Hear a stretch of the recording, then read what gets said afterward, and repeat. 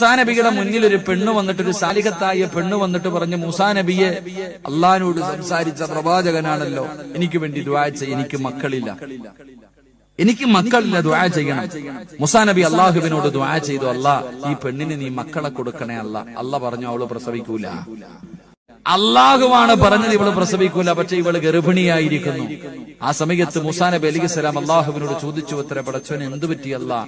ആ സമയത്ത് ജിബ്രീൽ അലിഹിസ്സലാം പറഞ്ഞു കൊടുത്തു, മൂസാ നബിയെ, അള്ളാഹു ആ പെണ്ണ് പ്രസവിക്കാത്തവളാണെന്ന് പറഞ്ഞപ്പോഴും ആ പെണ്ണൊരു ദിക്റാ പറഞ്ഞു. അള്ളാഹു പ്രസവിക്കാത്തവളാണെന്ന് പറഞ്ഞപ്പോഴും ആ പെണ്ണ് ഒരു ദിക്റാ പറഞ്ഞ്. ആ ദിക്റ് പറഞ്ഞത് കാരണം അള്ളാഹു തന്റെ തീരുമാനം മാറ്റിയെന്ന് നബി മുഹമ്മദ് മുസ്തഫ. അപ്പൊ അതുകൊണ്ട് ഇൻഷാ അല്ലാഹ് മക്കളില്ലാത്തവർക്ക് പറഞ്ഞു കൊടുക്കേണ്ട ദിക്റ് യാ റഹീമു യാ അല്ലാഹ്. ഇതെന്നെ, കരുണയുള്ള അല്ലാഹ്.